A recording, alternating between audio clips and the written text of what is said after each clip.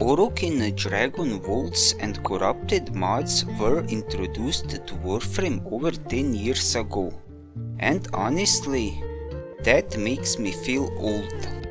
These mods have been a consistent source of platinum for me, but are they still worth your time? To find out, I gathered the real-time data, and by the end of this video, you will know everything you need about Orokin Dragon Vaults. Orokin Dragon Vaults are these small rooms easily recognizable by their specific and unique doors. They can be found on any abandoned derelict mission as long as the map itself is big enough for the vault to spawn. Meaning you won't find these on missions like Defense because that would be too easy. In order to enter these vaults, you will need a specific dragon key. There are 4 keys and their blueprints can be obtained from the Orokin lab in your clan's dojo. Right now, this is the only way to get these blueprints, so you will have to join a clan. After building the keys in the foundry, you can equip them just like any other gear item. One person can carry all 4 keys, but keep in mind that each key comes with a negative effect ranging from lowering health to lowering movement speed. Carrying all 4 keys will make the mission somewhat harder, but with a decent build and some basic skills, these negative effects aren't that hard to deal with. They are just annoying.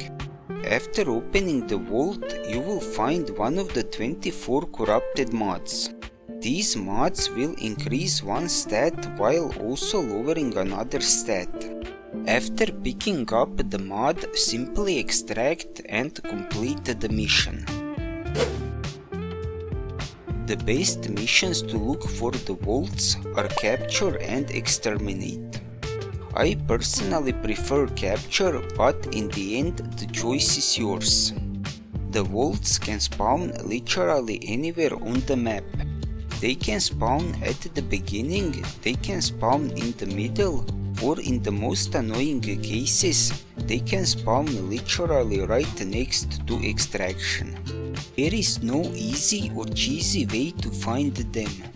Just like during the happy adult activity, you just have to explore every hole until you are satisfied. To do this effectively, I would suggest using a speed-oriented frame like Walt, Titania, or even Loki.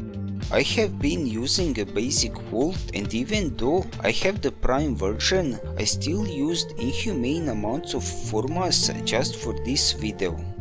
If that doesn't spell commitment, I think nothing will. The original idea of these vaults was that every player in the squad would carry one key and together they would find the vault. More people in the squad means you can cover more ground faster.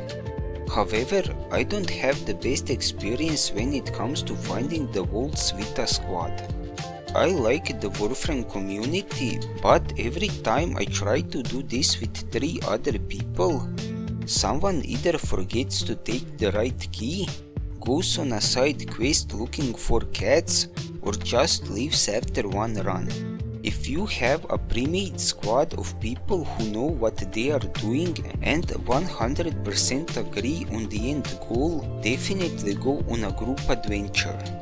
I, however, almost always prefer to do this alone. Just like everything else in this game, some corrupted mods are worth more than the others.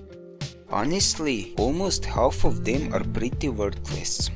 I used the Warframe market to compare the prices of the mods, and even though the prices obviously change with the market and your negotiation skills, yes, the negotiator. The most expensive mods at this moment are Critical Delay, Blind Rage, Transient Fortitude, Catalyzing Shields and Overextended. The prices of these mods can range anywhere between 10 and 20 platinum, while the rest of the mods go for significantly lower prices. I don't think I can finish this video without showing you concrete data. To see how much platinum I can actually get, I ran the capture mission 15 times. My average time to find and complete the mission was approximately 2 minutes and 45 seconds. The shortest time I managed to achieve was 1 minute and 17 seconds, while the longest time was 3 minutes and 36 seconds. These are my times, and I will admit that when it comes to maneuvering around the map, I'm not the most skilled person. With better movement controls, I bet you can easily remove 15 seconds from the timer. Also, since the tile set is automatically generated, this sometimes results in confusing layouts that require a lot of backtracking, which in return forces you to lose a lot of time. From these runs, I have gotten these mods.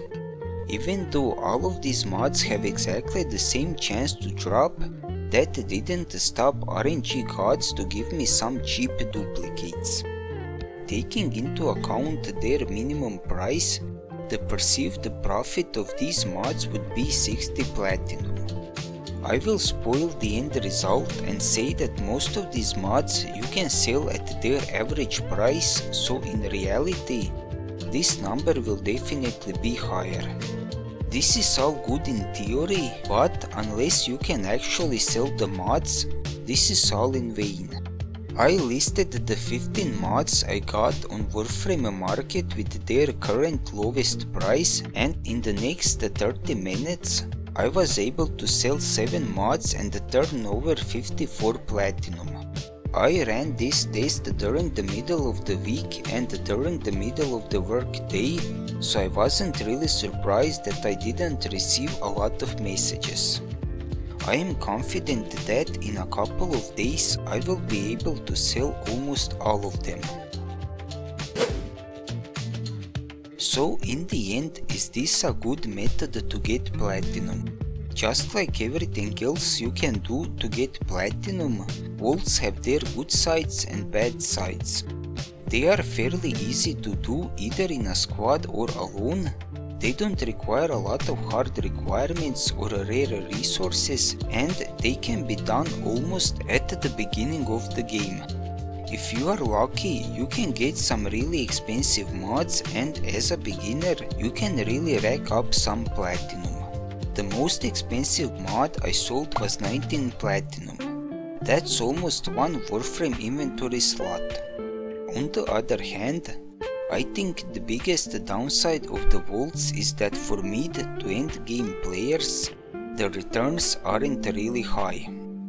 I don't mind doing this occasionally to get a quick 20 platinum, but there are other ways that can give much more. This is a good way to get platinum, but you won't get rich by doing this every day. Enjoy the rest of your life and let me know what do you think about this.